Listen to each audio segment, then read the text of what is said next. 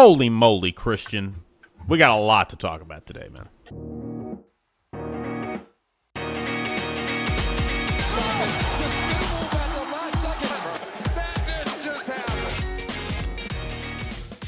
This is From the Pocket, the show that Christian, I will say, is acting with utter urgency today.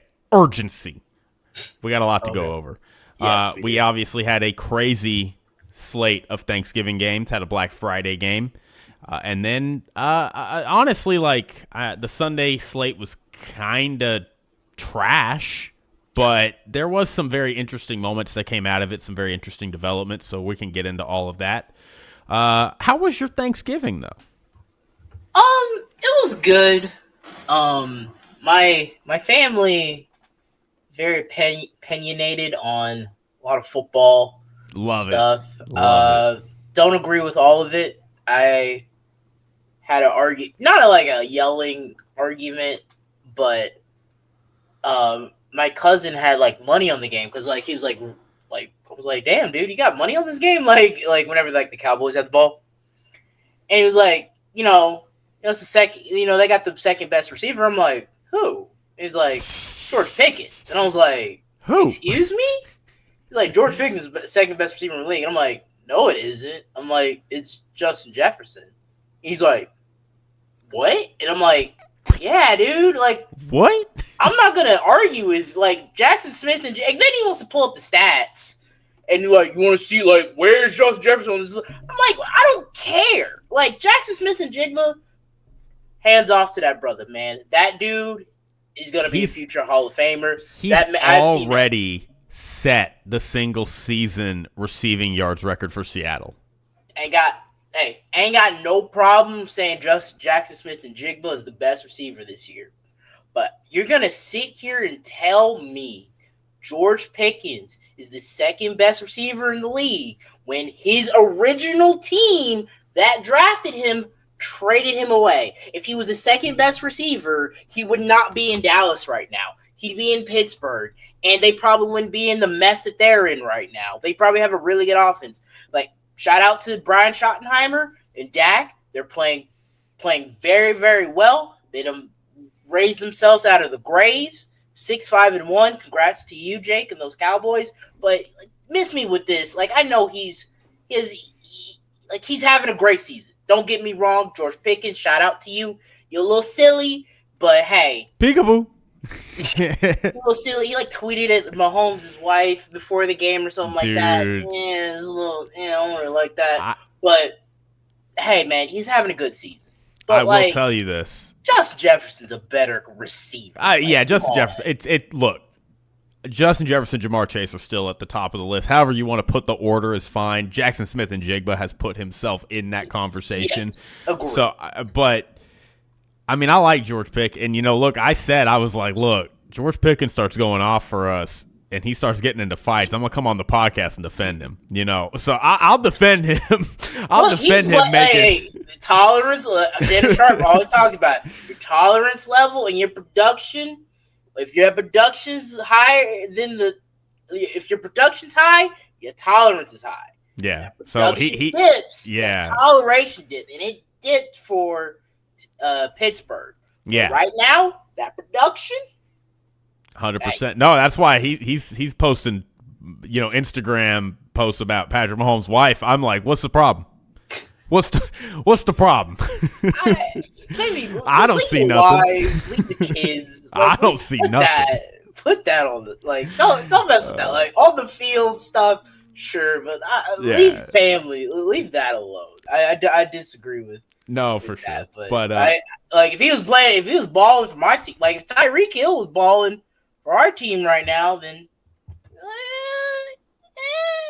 I don't know. Tyreek's a little tough because Tyreek's got like some real. He's like George Pickens is like, damn, dude, that's dirty. Silly. You're a dirty, silly player. Tyreek Hill might just be a really bad person. Either we don't have to get into it. Yeah. But you know what, Kristen? I did want to talk about. I want to talk about the Cowboys and the Chiefs game, so we can go ahead and just tee it off since we've already been here. I did want to see. So the prediction was that this game would be the highest viewed game of all time. That's a little crazy, but I mean, it had to be up there. Like it's Kansas City, Dallas, in Dallas. Like yeah, Yeah. the numbers must have been crazy. We still don't know the numbers. But we Damn, will. Yeah, yeah. I'm first. hoping we'll be able to report that on Thursday's pod. But for the moment, we can't. So yeah, the Cowboys were dead. They were dead. They had no pulse. 3-5-1, season over. We're on here. We picked them both to probably finish last place in the division. I had them as 7-10. And they looked every bit like they were going to be like that kind of 7-9, 6-10 team. And then they beat the Raiders, and neither you or I freaked out about it. We said, yeah, all right, whatever. That's cool. Yeah, it's the Raiders. And then they beat the Eagles after being down 21-0. Which and it was like, I didn't get to talk about this game, but I had a really good feeling that they could win this game. We both. I picked them. I didn't even you sent your picks, and I didn't even look at your picks, and I was like Cowboys +3. Yeah, so I picked the Cowboys +3 against the Eagles. So yeah, they beat the Eagles, and now they beat Kansas City. Yeah, back-to-back Super Bowl teams last year in a span of 4 days. And now they got to play again on Thursday. Yes, which is a full week of rest. So they do have a full week of rest there. But, Christian, I have a lot of thoughts on the Cowboys and the kind of media circus that always seems to follow them and everything they do. I do want to hear – we have a lot to talk about with both these teams. We'll start with the Cowboys because they won. That's our rule. Do you buy the Cowboys as – playoff contenders? If Black Friday didn't happen and if the Bears Eagles, then yeah, I'd been like, hey, nice effort, too little too late for the Cowboys, but it's on the board. Like they have the chance to snatch the division away from Philly. I mean, we can go take a look at Philly's schedule. They still got the Bills and the Chargers. They got to play. They got to go on the road to the Chargers. That's next week. That's Monday night. Yeah. Oh, okay. Monday night.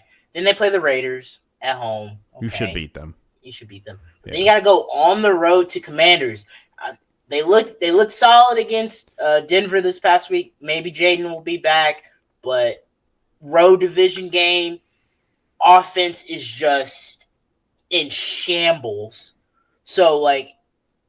I don't know if that's a gimme. Then you got to go on the road to Buffalo. That's a on loss. The 28th, and then you finish against the Commanders. So it's on the if they had beaten the Bears, for the Cowboys, it'd probably be over. I would have said at least for shot. The division. Because if the Bears had lost, then it's like okay, well now we can compete with the Bears for a wild card spot because they still got to play the Niners, they still got to play the Packers twice. But it was the Eagles losing that game kind of flipped the math. It's like, oh, we're no longer focused on the Bears. Now we're focused on the Eagles, and we can win this division. So it's a little, I know they're 6-5. Eagles are 8-4. It feels the Eagles have one loss less than the Cowboys. If both these teams win 11 games this year, the Cowboys get in because they're 11-5-1. The Eagles be 11-6. So yeah. Anyway, but continue. Oh, and I mean. I give Dallas a shot in a lot of these games. Like you said, Thursday, play Detroit. That's a big game. I think they can win that. Now, it is on the road. That's tough. But, hey, you had a full week's of rest. Detroit, you both played on Thursday, so both teams are coming in rested.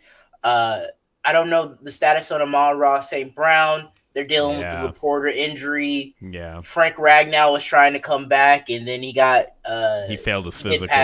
Failed his physical. So the Lions are a bit in shambles right now, and Dallas is rolling on a 3-game win streak right now, and beat both of the teams that played in the Super Bowl right now. So they have to be feeling good.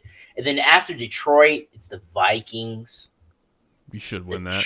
The Chargers. That's the home. One iffy game. It's in LA or it's in Dallas? It's in Dallas. Oh, nice. I mean, Chargers been dealing with, for some reason, they lose their tackle. Like, don't get me wrong, losing both your tackles is awful, but apparently they just forget how to play football once their tackles are gone. Then you got at Commanders, then at Giants.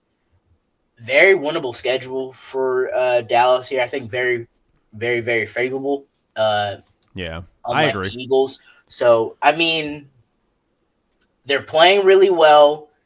Defensively, they've been doing better. They've been average, maybe slightly above average. They've been really good at on their front seven, stopping the run, getting after the quarterback. Their secondary. That's all Jerry wanted this season. Stop the run. Yeah. And Dak they're playing lights out. Him and CD has been a awesome tandem.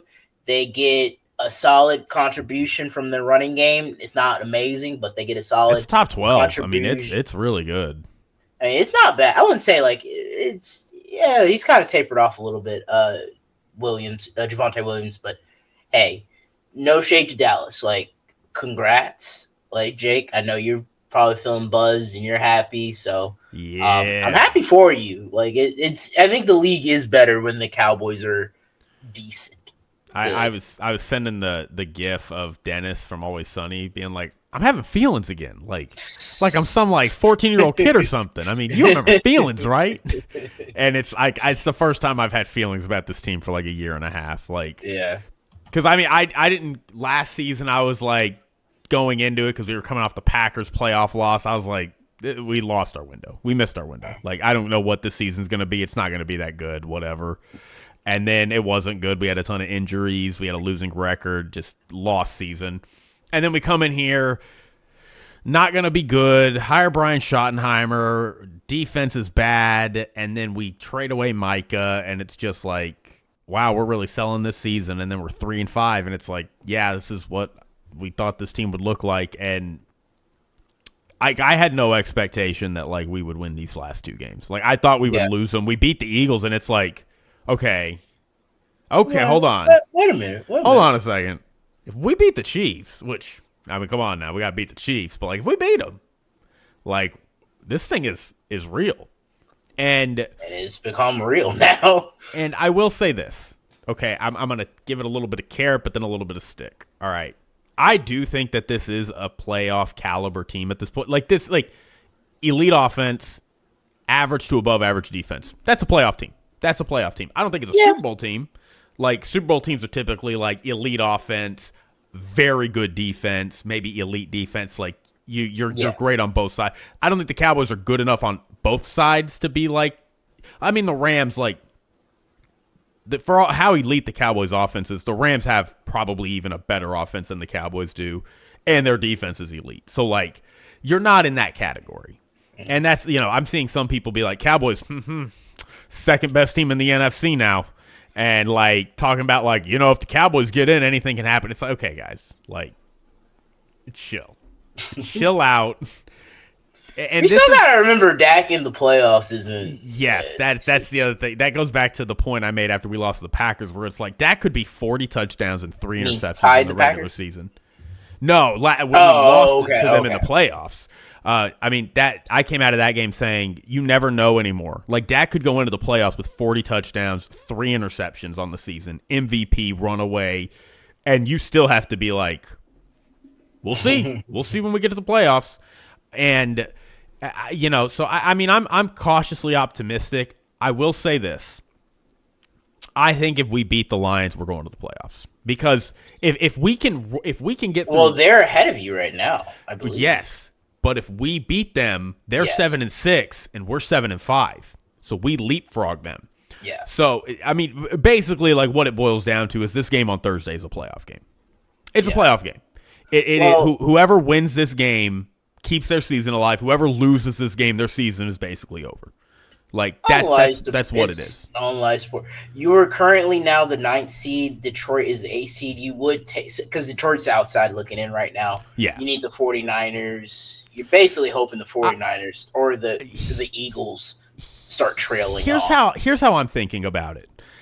I think I'm not really worried about the rest of the field right now, because to me it's like if the Cowboys beat the Lions, I think they can beat the Vikings. I think they can beat the Chargers. I think they can beat the Commanders. I think they can beat the Giants, right? So I think they could. I think they will probably end up winning out and being an 11-5 team if they beat the Lions on Thursday. I don't think you're going to have more than 7 teams end up with 11 wins. Like the Packers and the Bears still got to play each other twice. The Niners got to play the Bears. The Rams got to play the Seahawks. Like all of the teams that are in front of Dallas are still going to cannibalize each other in the win category. So like I don't think Dallas has to start worrying about that if they lose to Detroit. If we lose to Detroit, then it's like, okay, now we got to sit here and start doing math on who can lose here and how. Yeah. But if they just keep winning, I still think they control their own destiny. You got to win out. You got to win. I still think if they win out, I think they control their own destiny. I know it doesn't mathematically say that right now, but I think it will.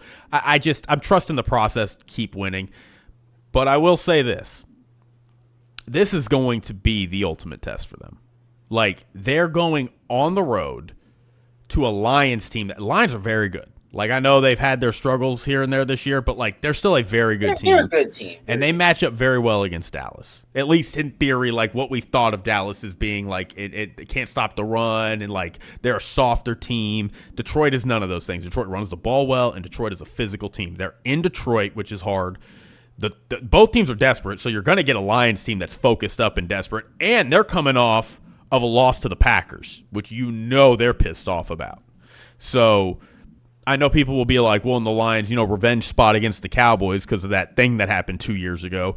I honestly think the Cowboys are looking at this like a revenge spot because I know the Cowboys remember what happened last year when they got the score ran up on them, and they're like, okay, bet.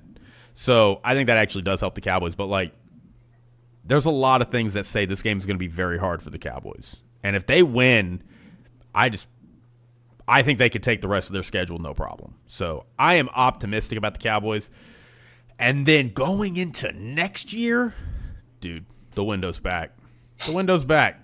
The window's back. Yeah, that's what happens when you give the Cowboys hope. They start getting... See, I was thinking about that too. I'm a little annoyed because like the 49ers a few years ago were 3-5. And they would win out, and they would go to the NFC Championship, and like nobody talks about them, right? Like it's like, oh, by the way, 49ers won 5 straight. Oh, by the way, 6 straight. Like when the Cowboys win 3 straight, everybody talks about them. Like the Cowboys can't sneak up on you. Nobody's gonna be shocked when it's like, hey, did you know the Cowboys are the hottest team in football? It's like, yeah, because we've been talking about them being the hottest team in football for 2 months now. Like it's just not. It's a little unfortunate. But anyway. I think this week, now that they're on this 3-game winning streak, and now they have a big game against Detroit, we're gonna see a lot of Cowboys coverage over this year. All right. Can we switch over to the Chiefs? Of course, I'm ready to talk Chiefs. Okay, but now the Chiefs. My family had a lot of opinions on the Chiefs.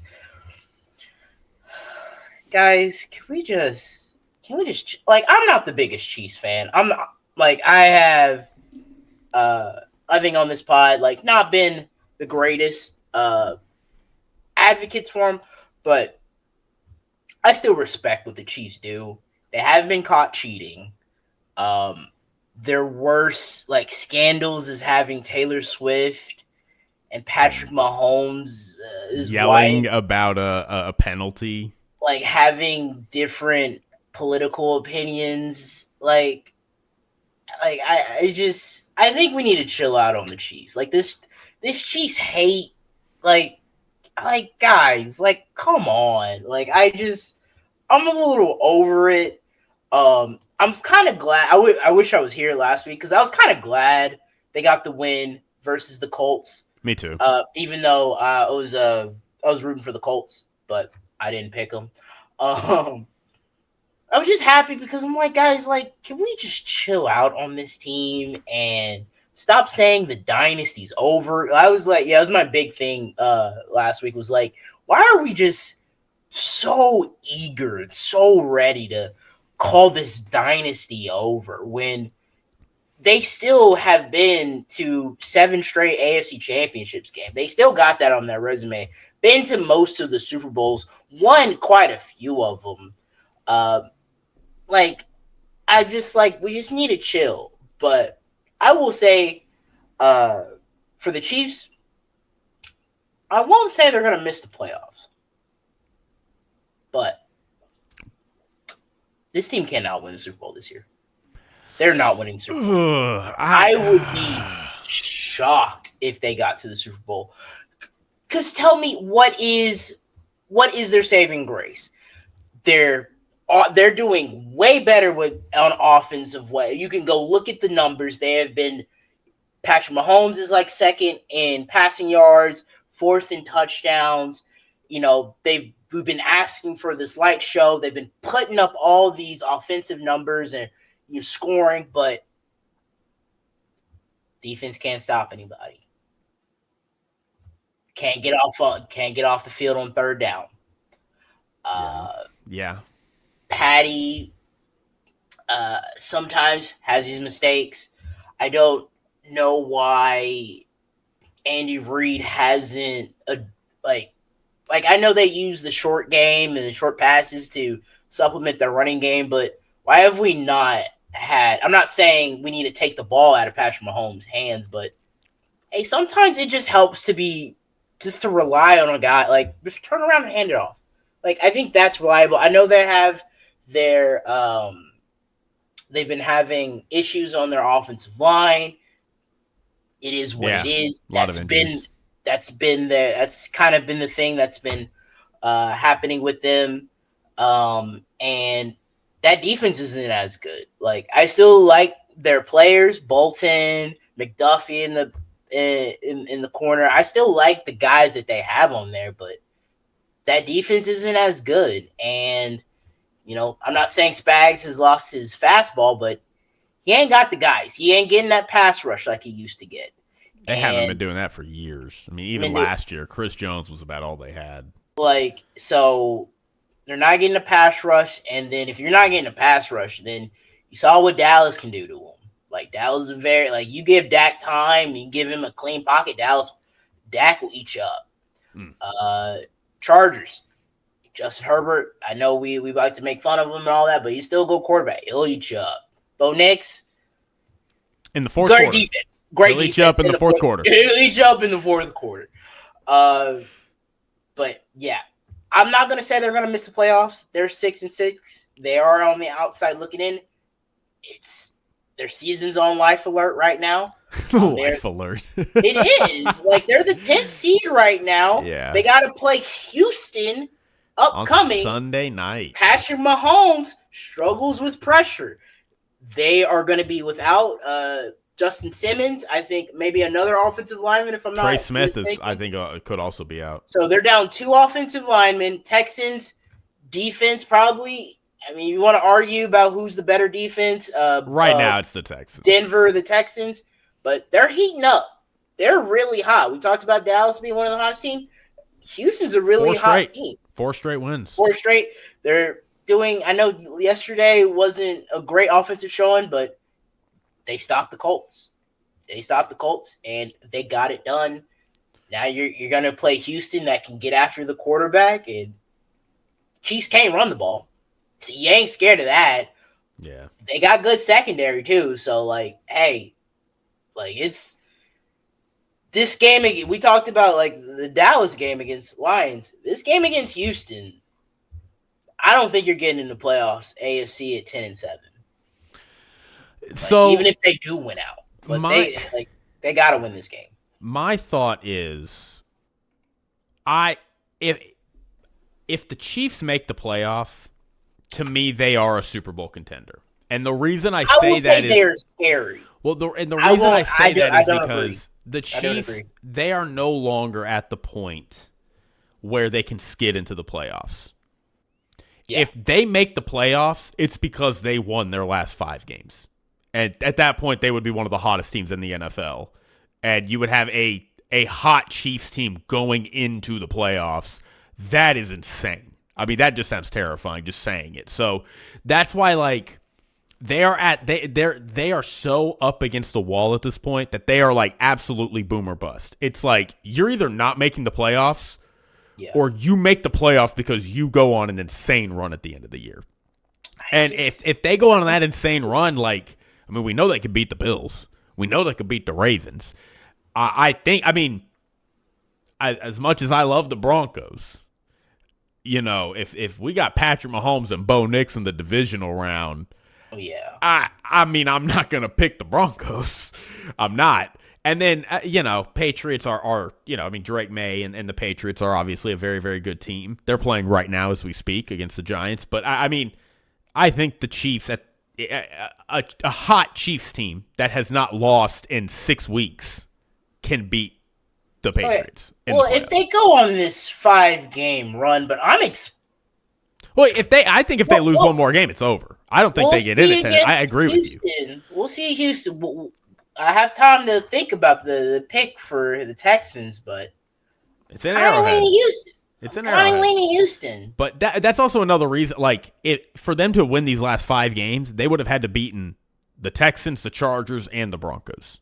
Yeah. Now, I will say all those games are at home.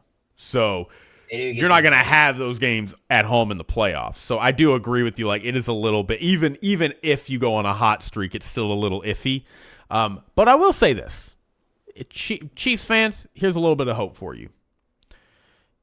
The fact that the Jaguars won actually helps them. Because, I realized this in the car driving home today.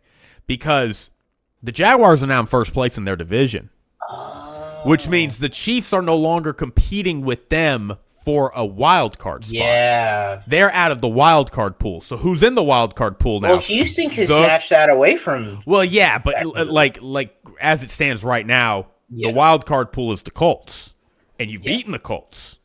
Well, so the Chargers, Colts, and Bills are the. If you're the Chiefs, you need to just hope the Jaguars keep winning, and just stay out of the wild card pool for you. Because they have the tiebreaker. So you need to just hope the Jaguars keep winning and the Colts keep losing. And you got to beat the Texans. If the Texans can end the Chiefs season on Sunday with beating them. Like, there's a 6-7 team that has lost to the Texans, lost to the Jaguars, lost to the Bills, to Buffalo, lost to the Chargers, lost to the Broncos. Even beating the Broncos and Chargers.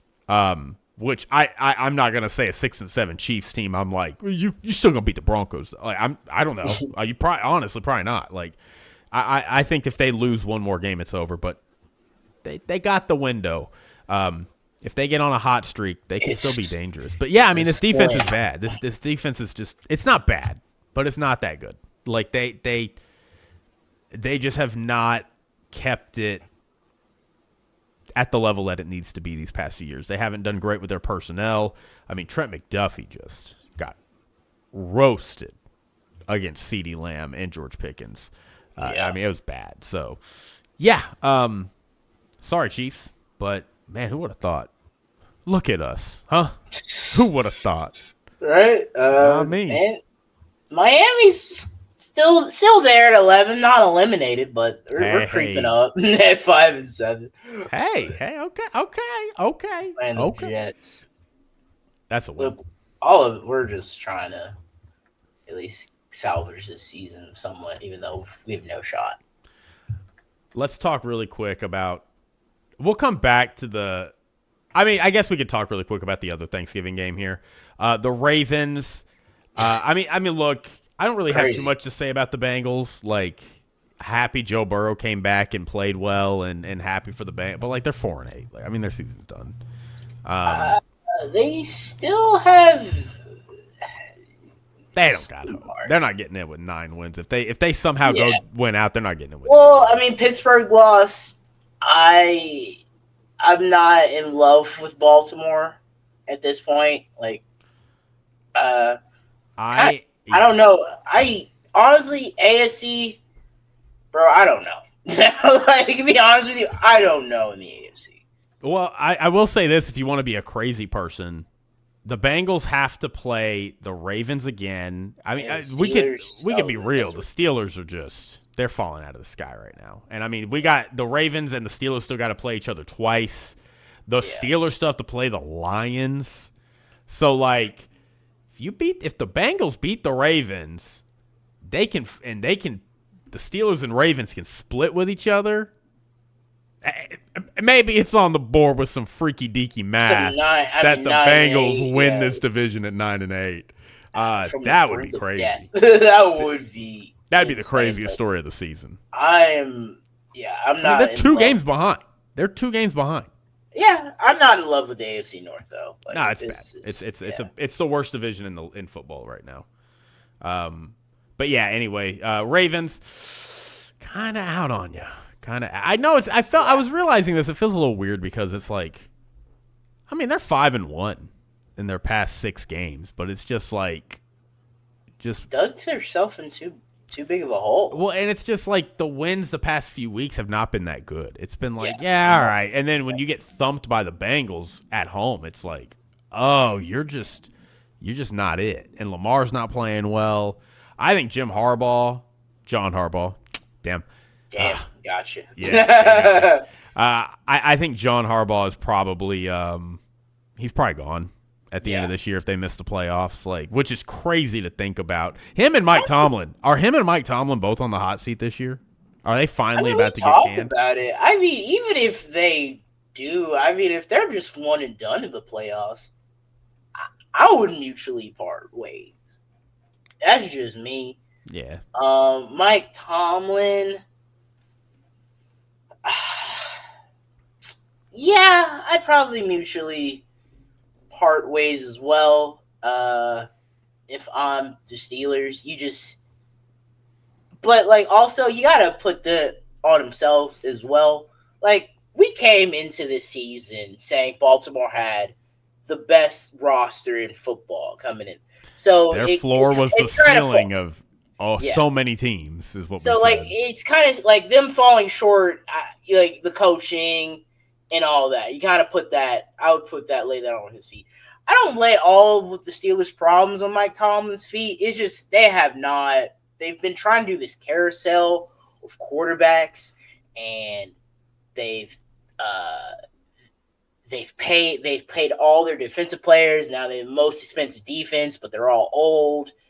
And, they brought in the oldest quarterback, second oldest, I think, to Joe Flacco. Well, he's not a starter now. So I guess the oldest quarterback that's starting now.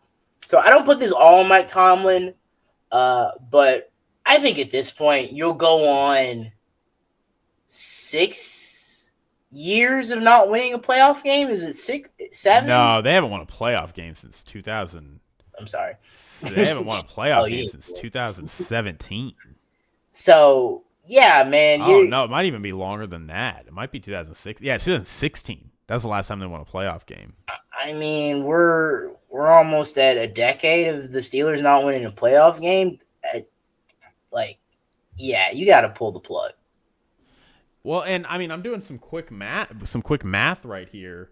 See, like, the John Harbaugh thing is like obvious, right? It's like, look, at some point, like, we have underachieved. Like, with the teams we have put together, we have not had success in the playoffs. Like, this was the year it was like a bunch of double-digit leads in the fourth. Well, and to be honest, like, this is like the thing that's so weird about the AFC this year is like, you could not have asked for it to have gone better for Baltimore than it did this year. The Bills are bad. Or not, you know what I mean. You were up on them in week 1. Yeah, you blew a lead to Buffalo, but like the Bills are not as good as they should be. The Chiefs are probably going to miss the playoffs. The Steelers are collapsing as they do every year. The Bengals lost Joe Burrow. Or like you should have ran away with the number 1 seed. The number 1 seed shouldn't even be a question right now. If Baltimore had taken advantage of it, and I know they lost Lamar for a little bit, but like the defensive issues they had at the beginning of the year is the same thing as last year. I mean, I know they lost a couple games without Lamar, but they also, I think, won a game. I can't remember exactly what their record was without Lamar off the top of my head. But the point is like, they should not be in the position they're in, like anywhere close to the position they're in. So like, I think that is understandable. But for me, the Steelers, like, I don't blame Mike Tomlin for everything. Like, I think their GM has done a poor job. I think they did a terrible job this offseason. It's like, our identity is going to be defense, which is like, I don't know why you keep trying to make your identity defense. Like, I don't know why that's your prerogative. You're in the same division as Joe Burrow and Lamar Jackson. You share a conference with Justin Herbert, Josh Allen, Patrick Mahomes, now Drake May. And he's up to nothing. Almost. I think about to score again. And you continuously try to trot out this like haphazard offense that just is not good. And now your defense isn't good either because they're old. And you know what happens to older units as we get down to the back stretch of the season. They start to fail. The quarterback had to get his arm sorry. No, yeah, you're good. You're good. You're good. I mean, but like you look at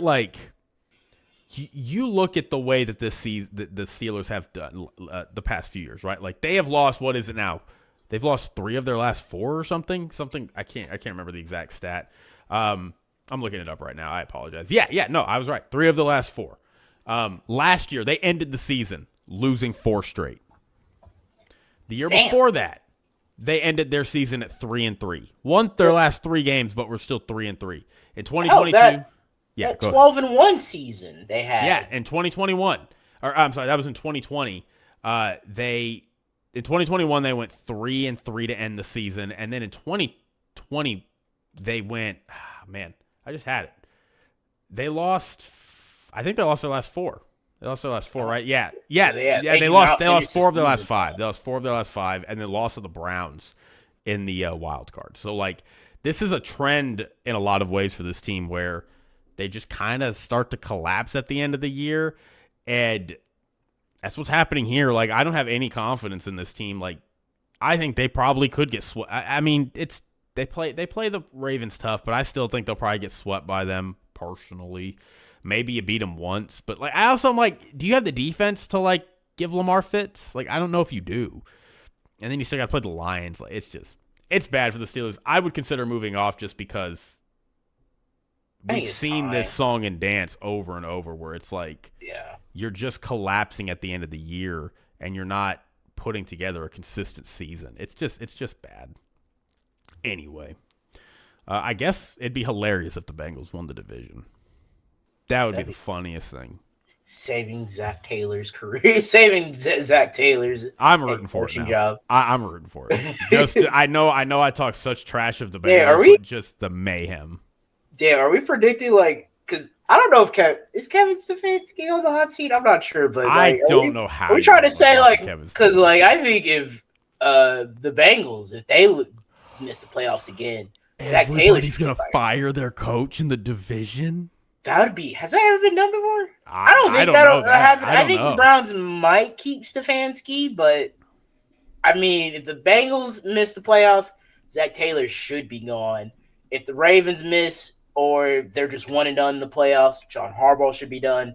And if the Steelers do what they do and start, and as they're already doing, losing a lot of their games in the back half of that season, Mike Tomlin should be gone. So it's on the board.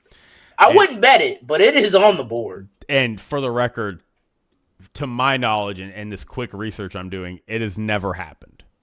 So that would be hilarious. All right, I want it to happen. Just root for the chaos. Anyway, we can move on to and again, like, I'm not going to want to spend a ton of time on the Sunday slate. Like, I'll talk about some key teams and moments, but like the last game I really want to kind of super deep dive into right now is this the Bears Eagles on Black Friday. Didn't watch. No, I did not expect it either. I did not expect this. Yeah, the Bears. I mean, it was 10-3 for a long time. It was 10-3 at halftime. And Eagles, they put up a couple points in the third quarter. They do what they do. The Bears just took it and made it. It was 24-9 in the fourth. It was over. Eagles scored a touchdown late with like 3 minutes left. Tried to go for 2, which I did not agree with personally. I did not think they should have gone for 2. I thought they should have taken the extra point. And people like they try to like. I just think it's so stupid the way people rationalize like dumb decisions. They're like, well, you got to go for it there because you got to know what you need to do. You got to know if I'm going to need 2 possessions or 1 possession at that point. It's like, or I can kick the extra point, be down a possession, and then have a shot to continue to try to win and then worry about the 2-point conversion when I absolutely have to worry about it. Like, this isn't like an exam or something. Like, you can procrastinate the 2-point conversion. Like, I just – because they could have kicked the extra point, and then it's like, okay, we need to stop, and then we'll worry about what comes next. And instead, they didn't get it, and that's 24-15, and the game's over. And it's like, okay, it's done. Like, now you've lost. You've lost the game now. So I thought that was a stupid play decision. Kevin Patullo's getting his house egged. Really? Yeah. That's a real story. It's bad. That. Yeah, I saw I mean, yeah, they were getting booed. The little bit I did watch, they were getting booed. The only one that probably is happy is A.J. Brown. A.J. Brown not chirping? 10 catches, 132 yards, and 2 touchdowns. I know he ain't saying nothing. Let me ask you this. We'll talk about the Bears first. They won. It's only fair. Are the Bears real? And they're the number 1 seed right now. Are they real? Man, oh man. You'd think I'd have been ready for this question. I mean, I think Nick Wright put it in a digestible way that I kind of tend to agree with. This team feels like the Patriots. I know it's not very similar, but not a tough schedule. And it's kind of different because, Drake May, he's been having his he had his time, hasn't been playing lights out, but he has been playing well throughout the season. He has a cannon in the arm. He's up 10-0 on the Giants right now. And they have a few signature wins. This is a signature win for Chicago, by the way. Don't get me wrong. And I don't know. They're just kind of doing it in, I wouldn't say weird fashion, but not unique. But they're doing it in a way that doesn't make me feel anything, because they're winning these games. But at the same time, though, your schedule is your schedule, and you gotta beat the person that's in front of you, and they're doing that. They're 9-3, can't take anything away from them. They just beat the Eagles, Super Bowl champs. But at the same time, I just can't. There it is. I just don't see it. I can't. They say it all the time. It's like, close your eyes and can you picture the Chicago Bears lifting up the Lombardi Trophy? And I just can't. Caleb, he's doing fine, but he's not playing amazing, to be honest with you. It just seems very hard. What's been helping them is they've been running the ball very, very well. And, that was Ben Johnson's focus. And they've been getting that. Doing really, really well with that. And that's helping out this team a lot. I don't think that defense is that great. Caleb is hit or miss. But, they're winning these close games and they're getting these wins. They're stacking these wins. They're 9-3 on top of their division.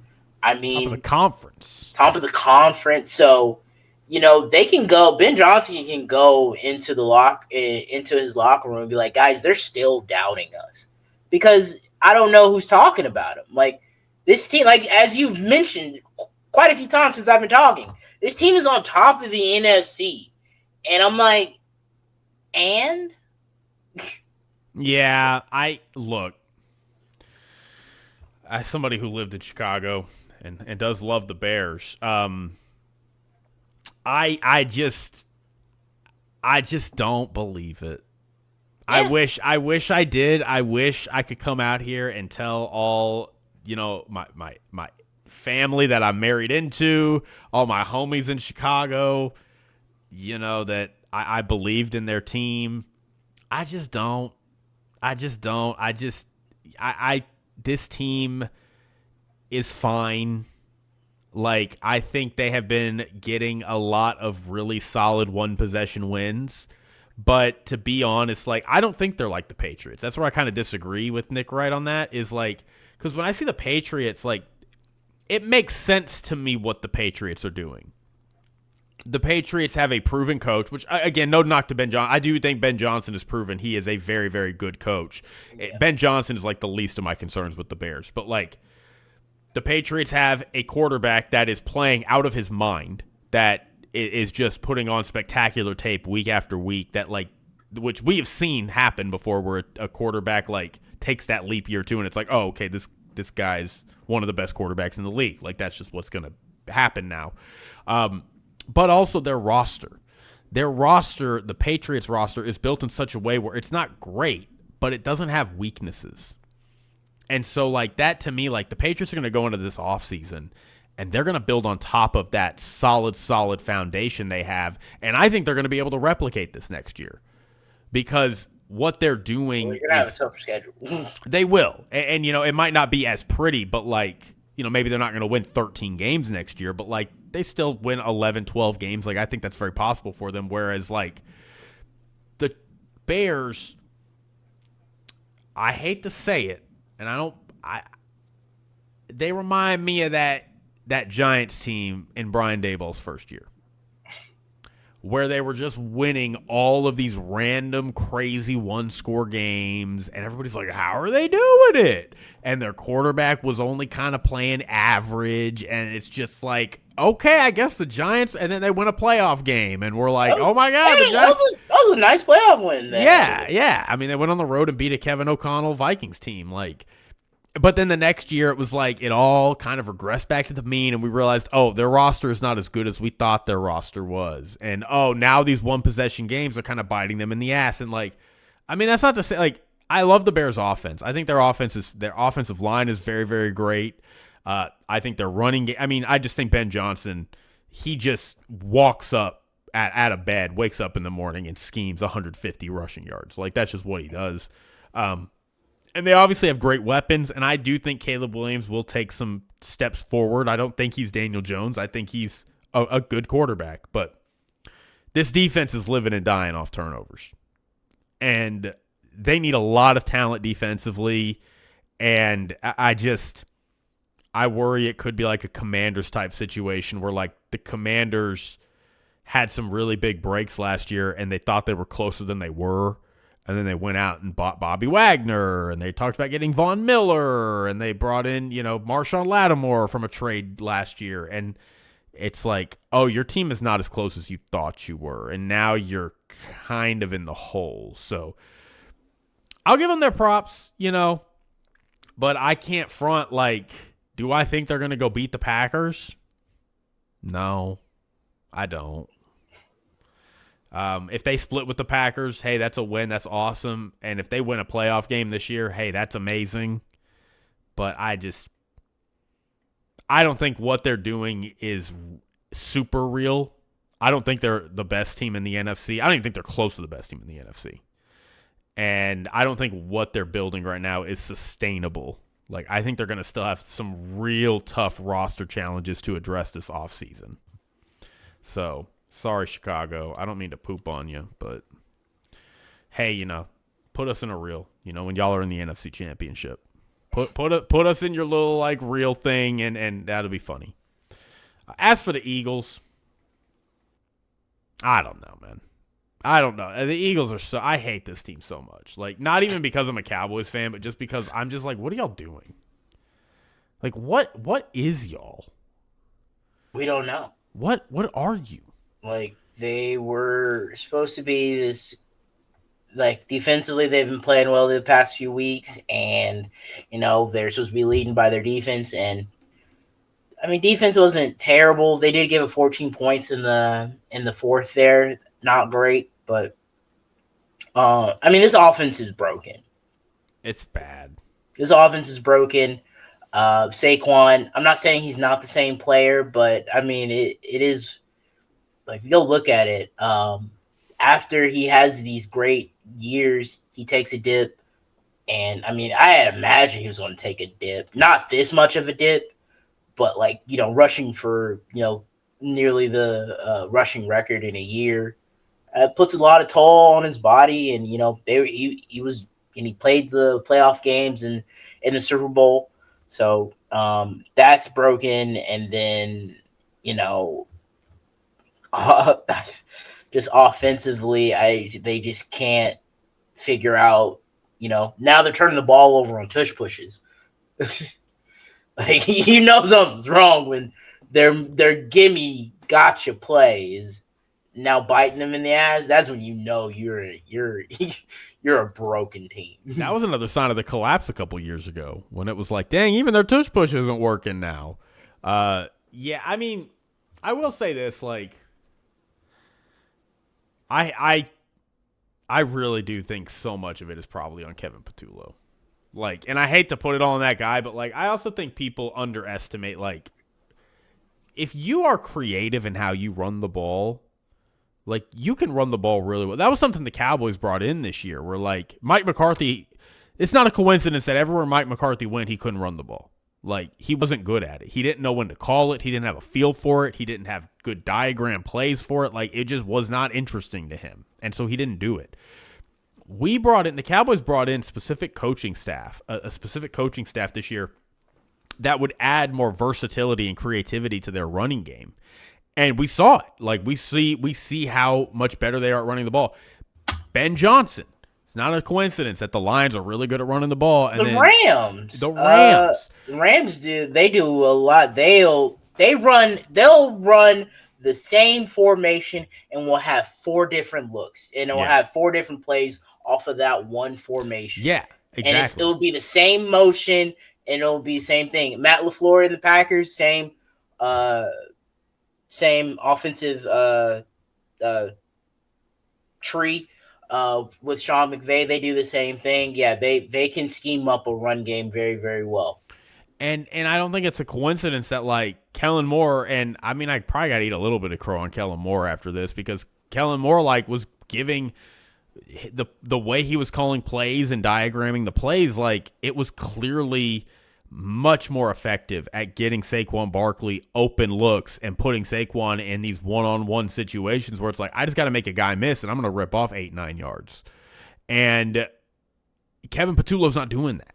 Like, and so, and I know some of it is like, offensive line play. Yeah, they've had some issues with their interior offensive line this year. Like, Saquon obviously is probably, a little fatigued from last year still. Like, that happens a ton. But, like, I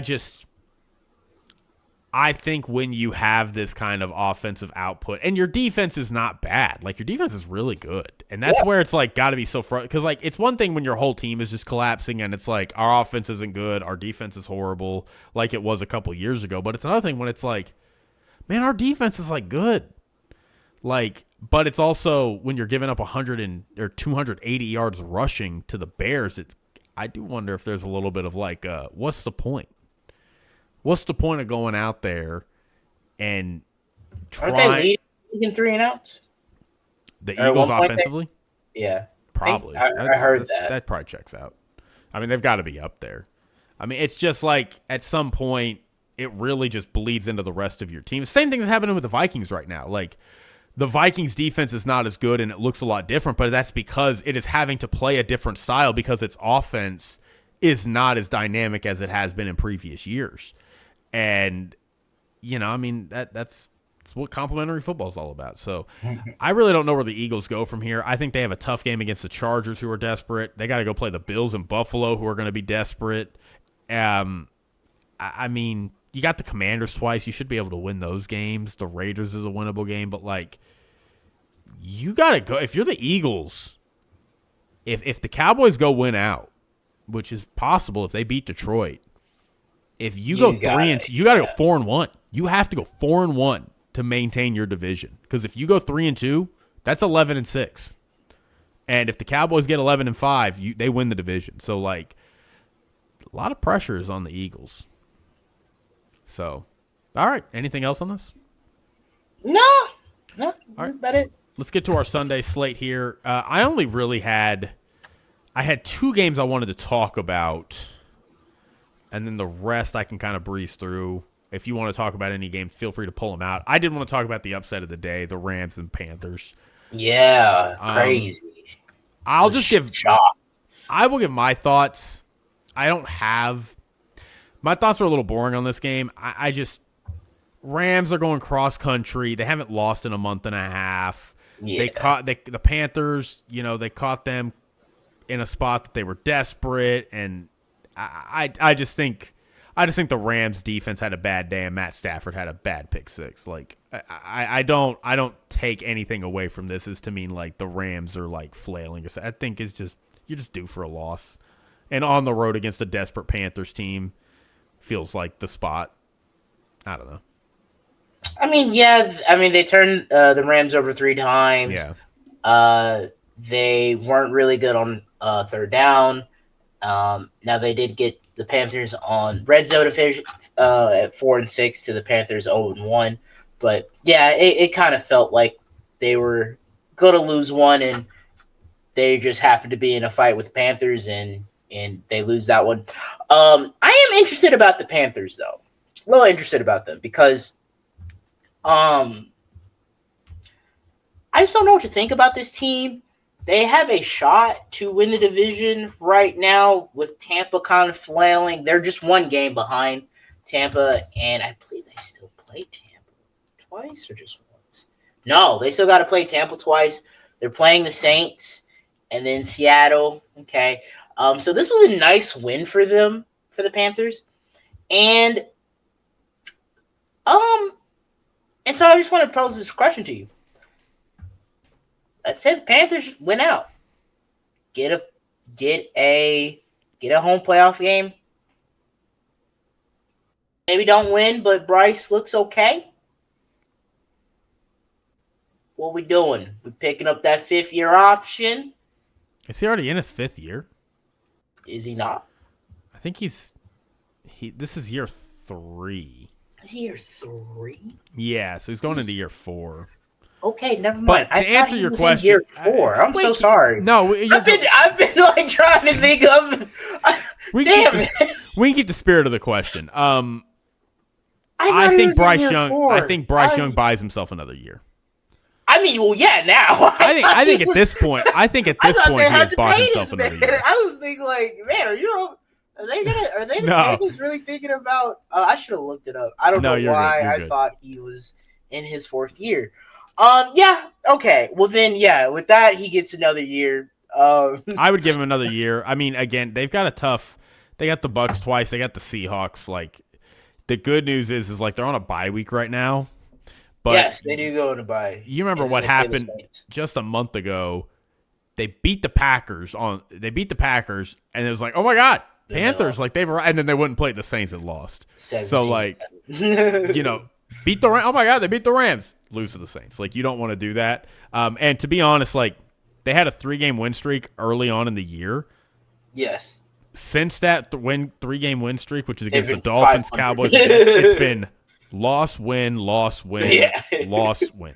So, they really, I think the Panthers are moving through like the progression of a good team at like a snail's pace. We're seeing it in real time where it's like, okay, y'all are bad. And it's like, okay, now you're still bad, but you're competent. It's like, okay, now you're like competent enough to win games, but like you're not winning consistently. Yeah. It's like, okay, now you're kind of winning consistently, but you're not stacking your success. So that's kind of where we're at now. They have to stack their success. Like, we can't keep getting this big that's win. That's what Drew Brees was talking about before the game, the little bit of the Sunday kickoff I got. He's like, I need them to get more consistent, and yes. Bryce Young specifically. Yes, and that's going to be that is the next hurdle this team has to overcome is like, can you, after getting a big win against the Packers, against the Rams, against the Falcons, Bucks, where he like threw 400 yards or something like that. Can you do it the next week? Can you stack these wins? And that 49ers game was in the palm of their hands. Yeah. So, I mean, I'm rooting for them. I think it'd be kind of cool if they beat the Bucks out for the division. I mean, I like the Bucks, so I'm rooting for them. But like, to be honest, I know the Bucks have really fallen off, and like they're not the NFC Championship caliber team I thought they were at the beginning of the year, but like I still think there's a bit of a gap between them and the Panthers personally.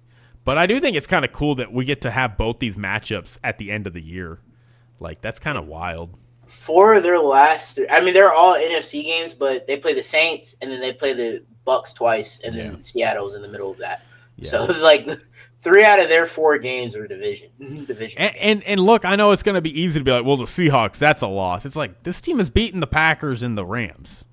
Like you can beat the Packers and the Rams. You can kind of beat anybody in the NFC, including the Seahawks. So rooting for you, Carolina. Again, as for the Rams, I don't really have too many notes. I feel bad for bad day. Yeah, I think I'm gonna chalk now. If they lose the Cardinals next week. Oh yeah, we lose the Cardinals, then we're gonna have talk Rams. Oh god.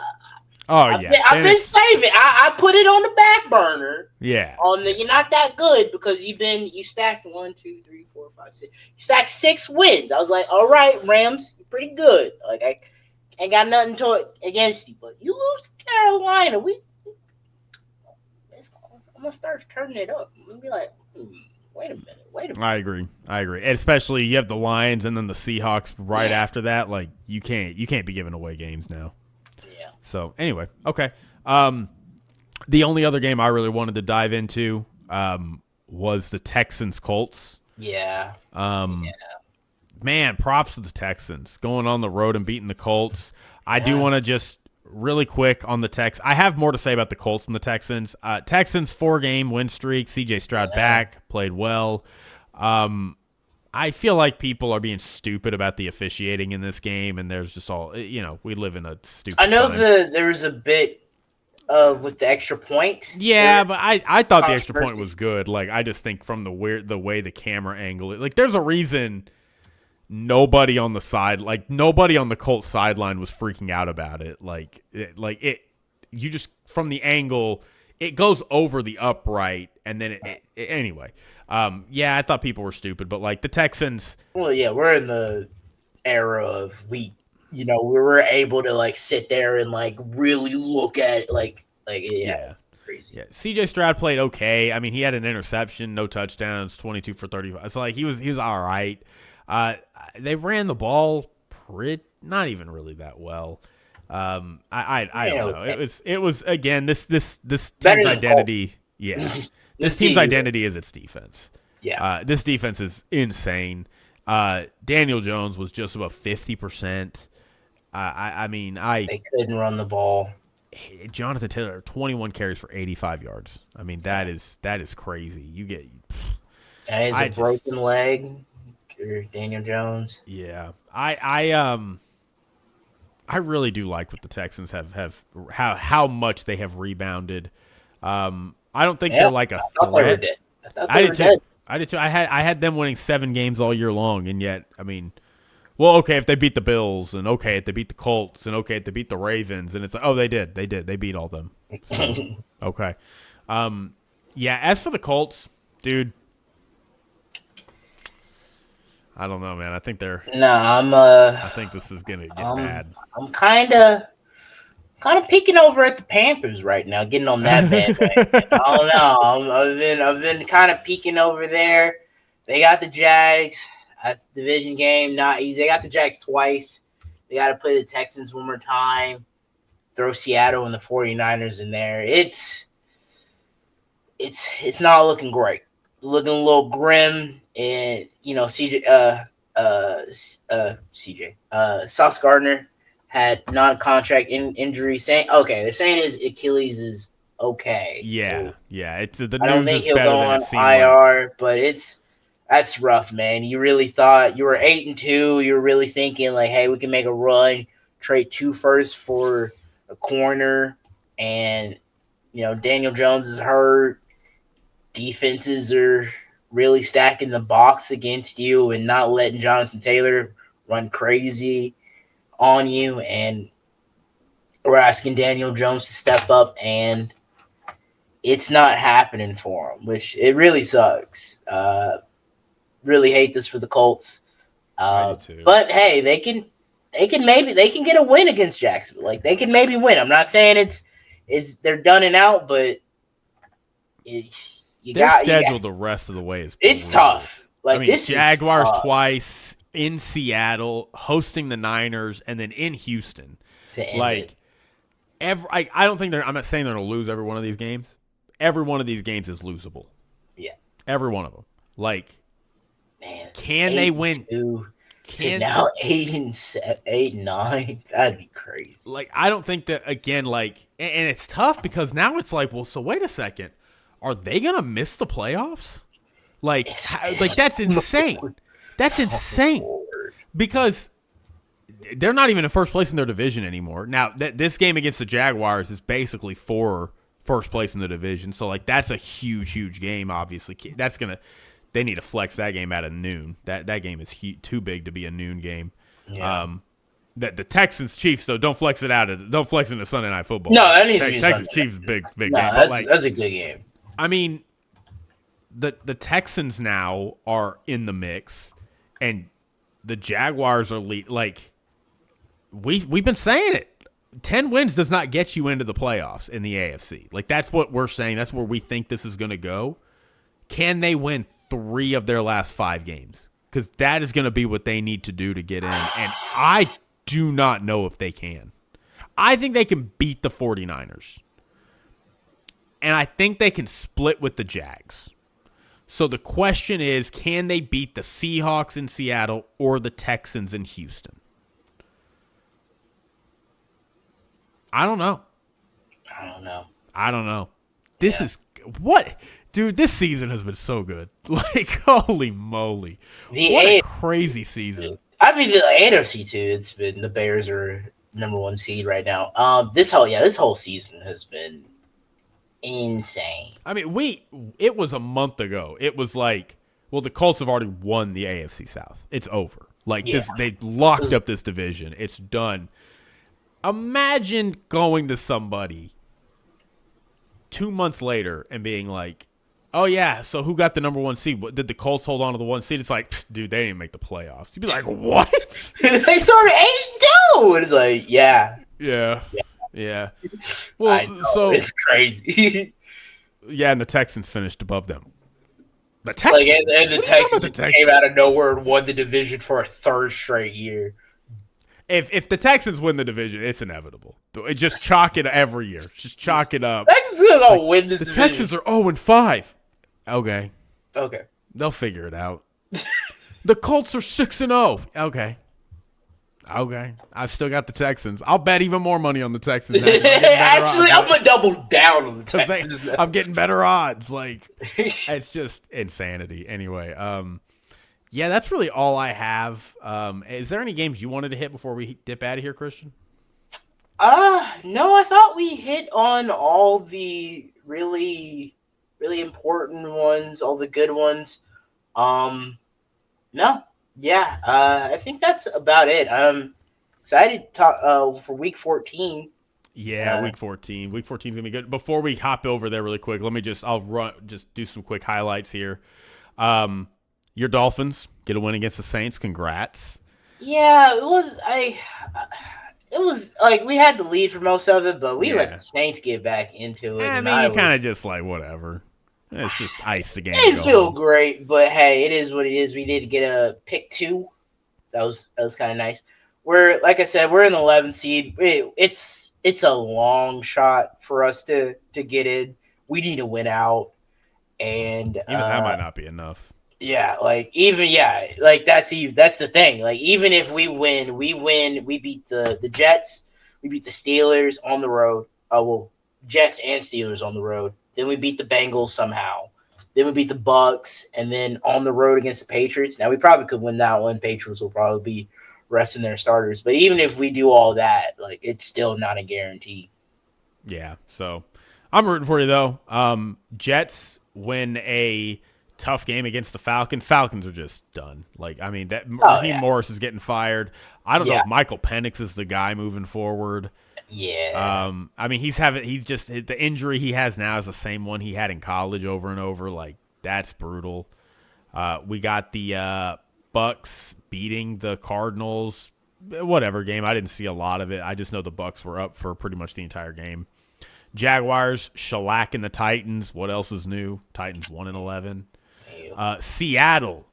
This was the weirdest shutout I've ever seen in my life. Yeah, because like Sam Darnold's under duress. Yeah, and they're just 26-0. And then their whatever his name is threw undrafted Brosmer. Yeah, dude, he was getting so much hype coming into this game. It's like, oh, undrafted rookie, you look great in the preseason, and dude, you have to, bro, you cannot.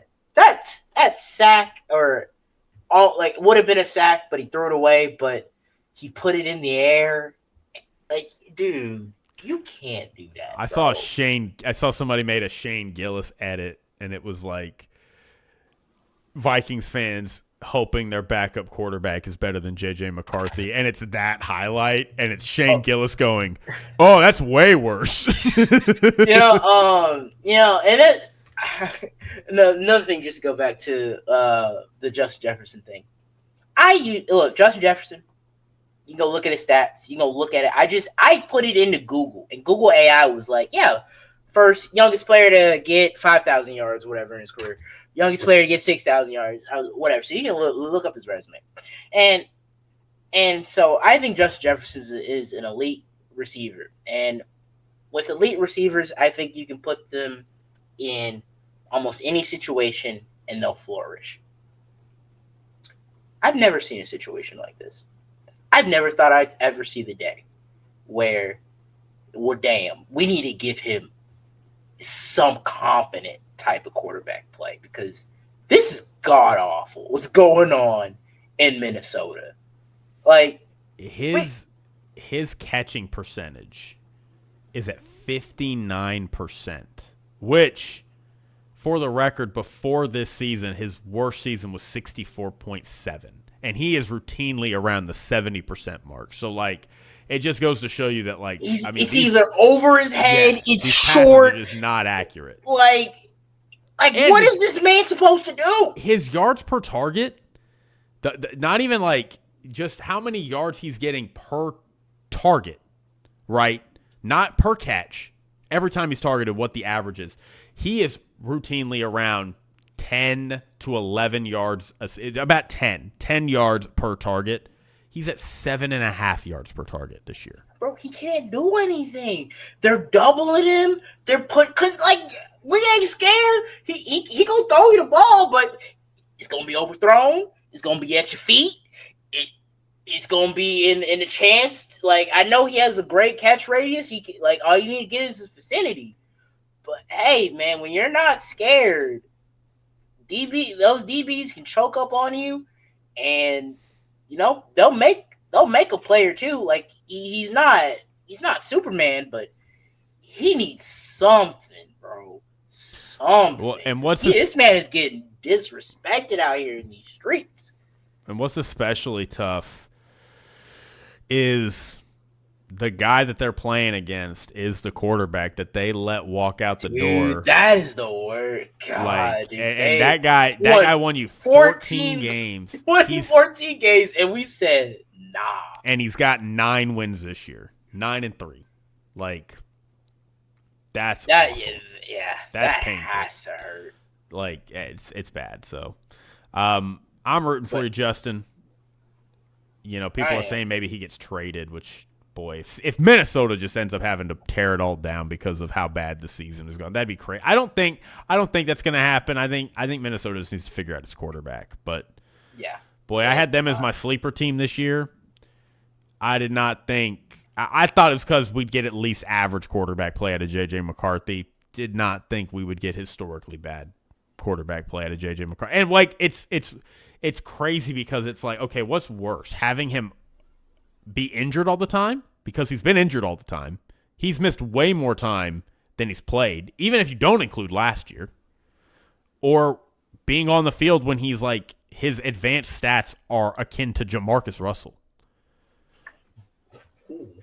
Whoa. Yeah. Whoa. You can't be throwing that name around. That dude, no, it's second. You're in that type of company. That is Let me not see if I good. can find the stats. Let me see if I can find the stats. Whew, man, I thought I've never hear that name on this podcast. Let's see. You can't be throwing that name around there.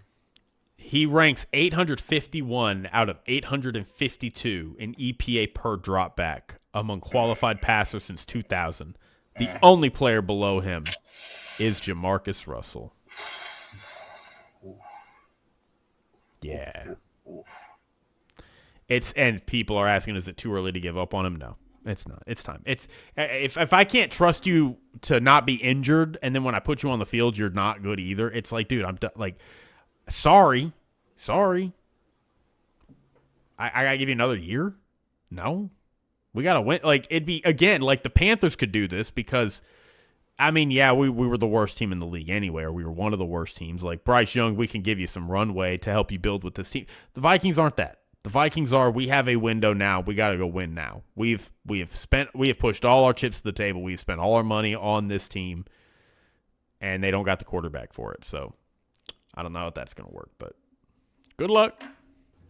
One more thing before we go. I just remembered, and it goes to the Chiefs. About the Chiefs, but it's like we're sitting over here hating on this team that has, great success. They were doing all the right things at the time. It's kind of it seems like it's biting them in the ass a little bit, but I think they'll have a bounce back next year. How about we stop, putting all our time and energy and our hate and all the negative energy into the teams that are winning? Let's put it into the organizations that we root for. Like, these franchises are failing us.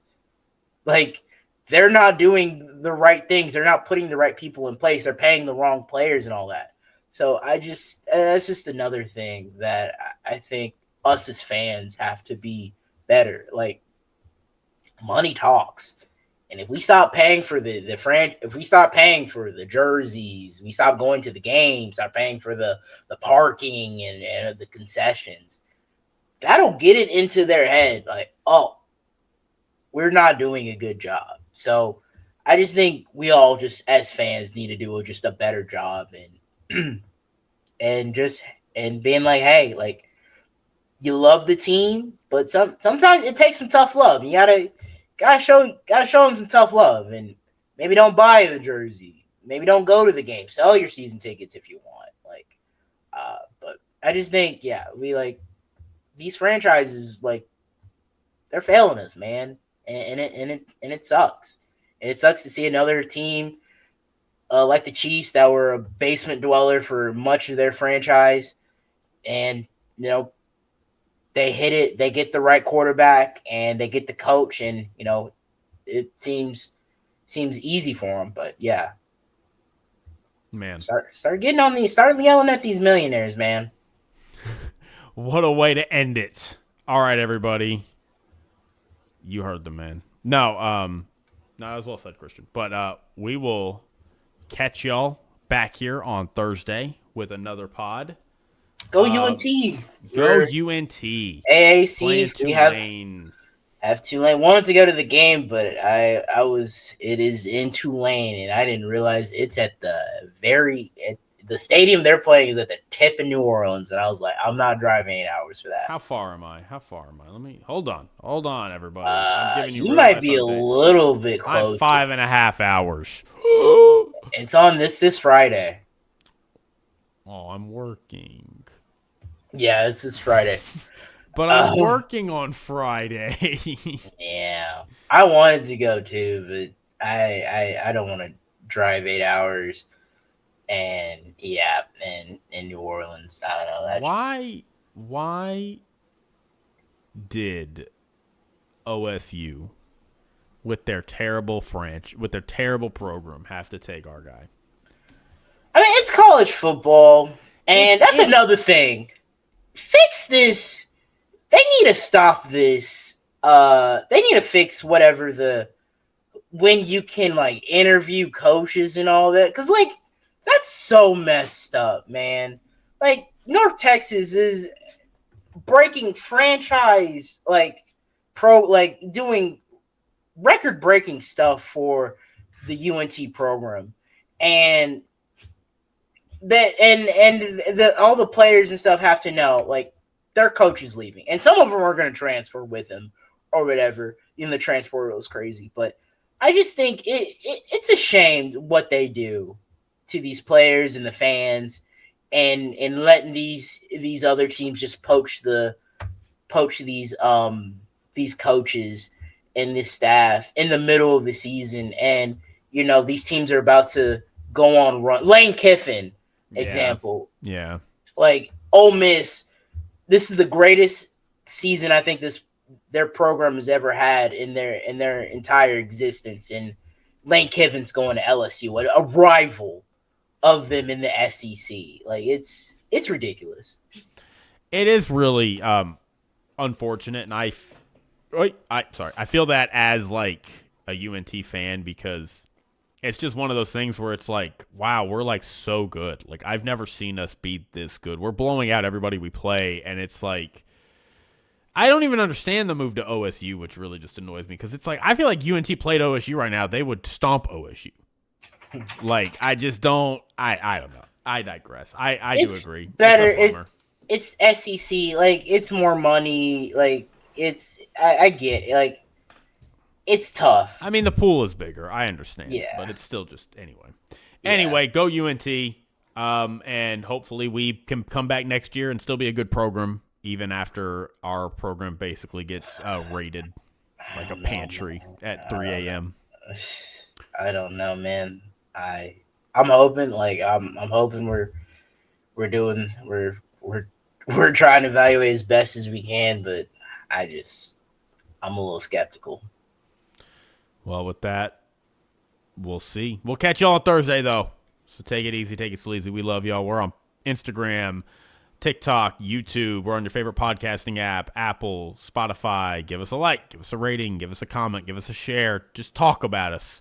I don't care. I don't care what you do. Just next time when you're talking and you're fighting with your spouse, ask them, did you catch the new From the Pocket episode? Just throw it in there. And then listen to it together and bond over it. All right, everybody. Bye.